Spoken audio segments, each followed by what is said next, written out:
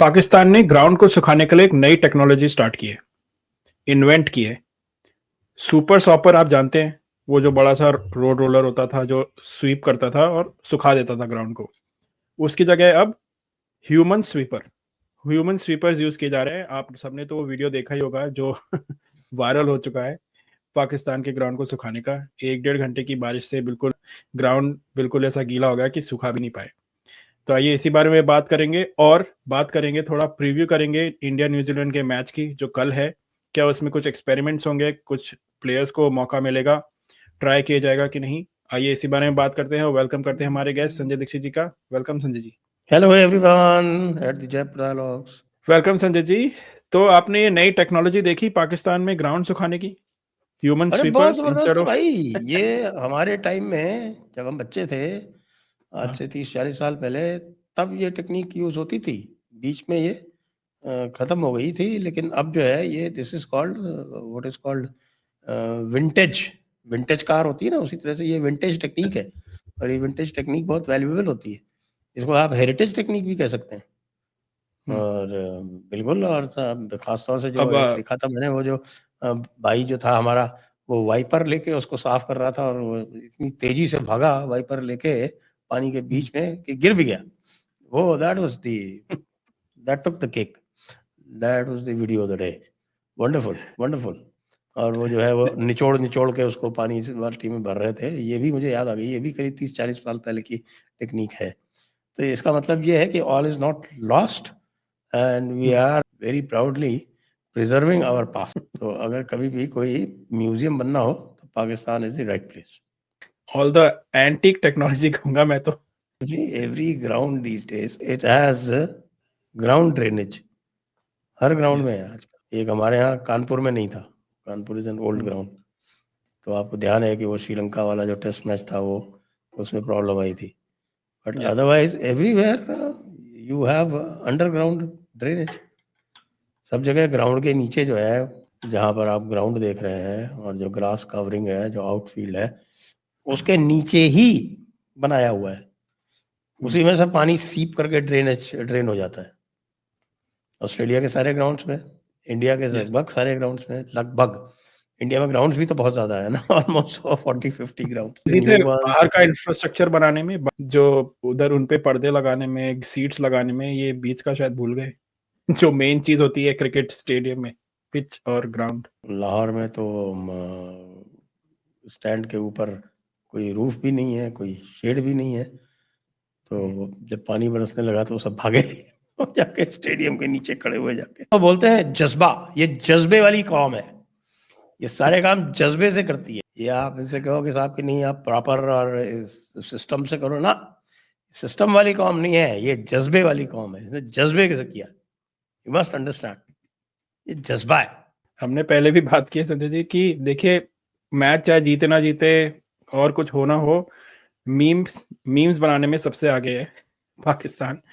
और कोई भी कॉन्टेक्स्ट में मीम बन सकता है। गेम हुआ भी नहीं, गेम वॉश्ड आउट हो गया, पर उस पे भी मीम्स बन गई, उस पे भी कंटेंट निकल आया कुछ ना कुछ। But they are always front runners in that. अरे ये क्योंकि वंडरफुल गेम्स ही नहीं रिकॉर्ड हो है। रहे। देखिए अभी तक जो है हम्म। इनके 4 मैचेस जो है वो आउटसाइड पाकिस्तान पक्के हैं। फाइनल का भी पता नहीं। तो 4 मैचेस बाहर है, 3 मैचेस वॉश आउट हो गए। 4 और 3 7।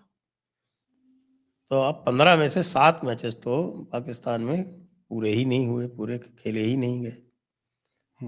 तो this is your champions trophy. और अगर एक और चला गया बाहर फाइनल भी, तब तो they will finish with minority of the total matches. पता चला केवल 7 मैचेस जो है वो पूरे हुए या आई डोंट पाकिस्तान। नो इन्होंने क्या नेगोशिएशन किया है आईसीसी से इन terms of the financial and all that, कि क्या इनको कॉम्पनसेशन मिलेगा। बातें तो बड़ी बड़ी हो रही थी शुरुआत में कि जब दुबई शिफ्ट हो गई इंडियन टीम।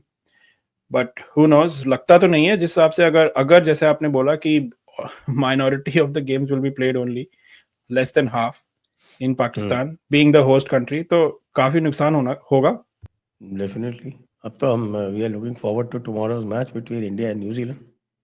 हाँ बिल्कुल। आइए चलिए प्रीव्यू कर लेते हैं कल इंडिया और न्यूजीलैंड के मैच का, और जो स्पेशली हम जानते हैं इंडिया क्वालिफाई कर चुकी है, न्यूजीलैंड क्वालिफाई कर चुकी है, so it's a bit of a dead rubber match, but it gives us an opportunity कि जो प्लेयर्स हैं जो नहीं खेले अभी तक उनको और मौका मिले। जैसे कुछ प्लेयर्स इंग्लैंड की सीरीज के अगेंस्ट खेले थे, बट यहाँ पे अभी तक उनको दोनों मैच में मौका नहीं मिला है।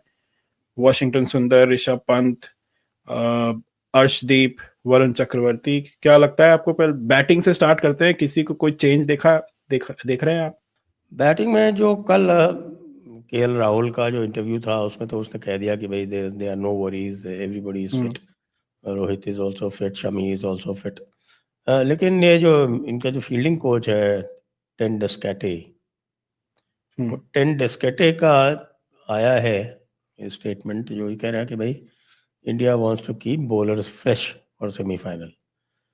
तो अब इसमें ये भी कह रहा है कि साहब कि it also means that they may not bowl their full quota of 10 overs, but it may also mean कि भाई कुछ को रेस्ट दे दिया जाए। आप वॉशिंगटन सुंदर को खिला सकते हैं, ऋषभ पंत को खिला सकते हैं, और अगर बैट्समैन अगर नहीं भी खिलाते हैं नए तो कम से कम बॉलर्स तो आप खिला सकते हैं। You can give a chance to Arshdeep, maybe rest Shami ji आप थोड़ा आराम कर लो, अर्शदीप को खिला लो।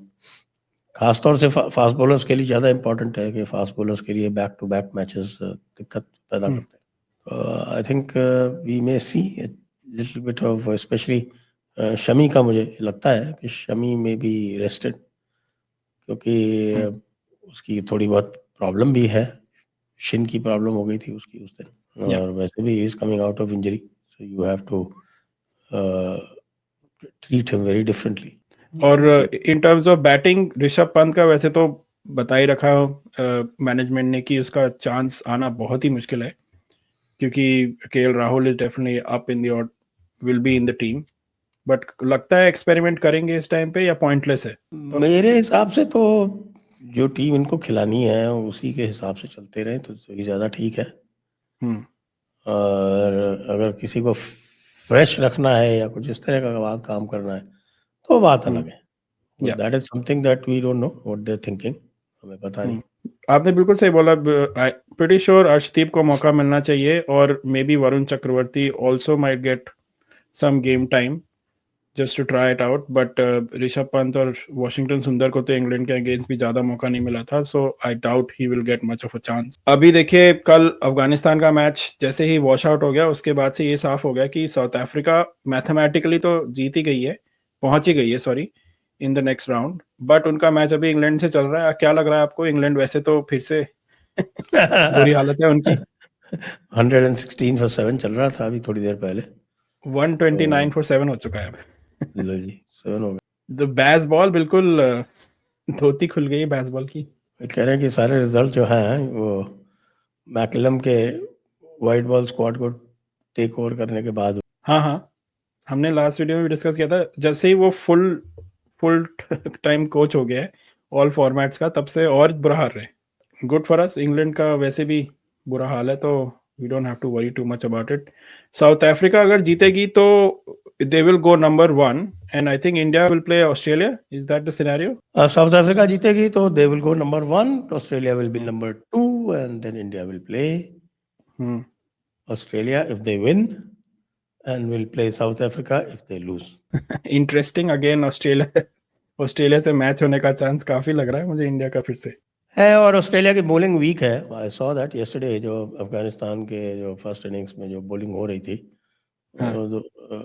जिस तरह की स्विंग और वो सब मिल रही थी, वो स्टार्क वगैरह होते तो Afghanistan would have been bundled out for less than 100। और कल का मैच तो देखिए, राशिद खान पर बॉलिंग आया भी नहीं, उससे पहले ही खत्म हो गई, तो थोड़ा इंटरेस्टिंग हो जाता मैच जब इनके स्पिनर्स बॉलिंग करते। 12 ओवर में तो वॉश आउट हो गया, unfortunate. Thank you Sanjay ji once again. Thank you. तो व्यूअर्स, आपको क्या लगता है इंडियन टीम में क्या बदलाव होने चाहिए और कुछ एक्सपेरिमेंट्स करने चाहिए या नहीं against New Zealand team?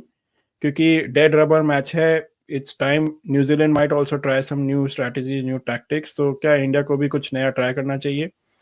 Let us know in the comments and keep liking and subscribing to our channel. Thank you.